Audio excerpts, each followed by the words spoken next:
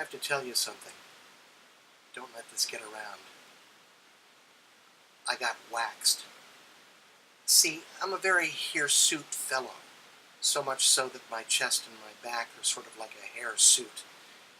Every 3 months or so, my wife has to run a set of electric clippers over my chest and my back, and believe me, that's nobody's idea of a good time. Plus, in recent years, my arthritis has made it hard for me to clip my toenails, and I realize a lot of older people go to a podiatrist for that sort of thing, but frankly, I have enough doctors. I've got a GP, a gastroenterologist, a chiropractor, a cardiologist, a dentist, and a dermatologist. But my healthcare provider tells me that if I add a podiatrist, I get a nice set of steak knives. Well, anyway, my wife gave me a gift certificate for a salon that does pedicures and waxings, and they accept men. And it was a little bit outside my comfort zone, but what the hell, I gave it a shot. Now, I had never really appreciated how comparatively pain-free my open heart surgery was until I got waxed. Wow.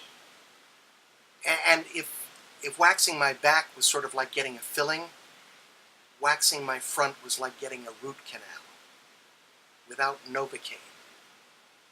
I have to tell you, it was more painful than working on a Broadway show and then reading the review in the New York Times. I told you that the waxing was a gift from my wife, right? I have to wonder if she found my porn stash. I suggested to my waxer that she might be able to make more money if she plied her trade at one of those high-end S&M clubs, you know, with big boots and a black mask. Because if I was willing to pay that much money just for the exfoliation part, imagine how much money a high-priced lawyer would pay for the pain part.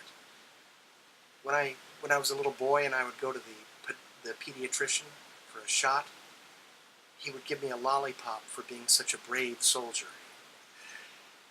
This dame owes me a steak and a scotch.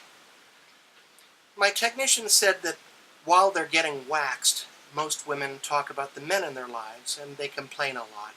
So I had to wonder, if women hate their men this much, why did they go through that much pain for them? I asked my waxing technician where she was from, and she said Brazil.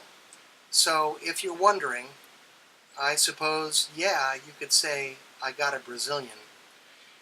After the waxing, I got the pedicure, and the girl who did my feet was from Vietnam.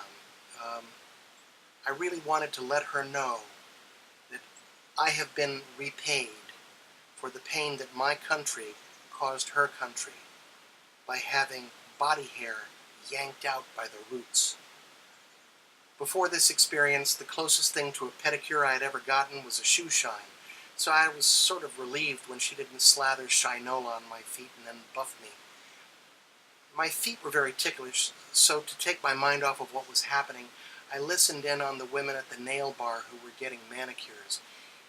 You know, I don't think it registered with them that there was a man in the room, or maybe they just thought I was gay.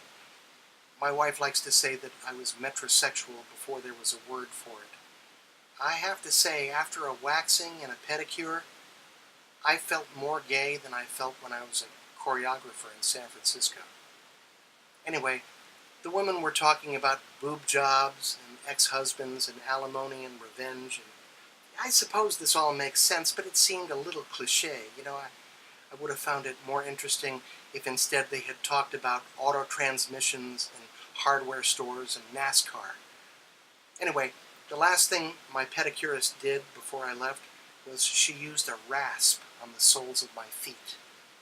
So, after a waxing and a pedicure, I can honestly say I am now a less callous person than I was.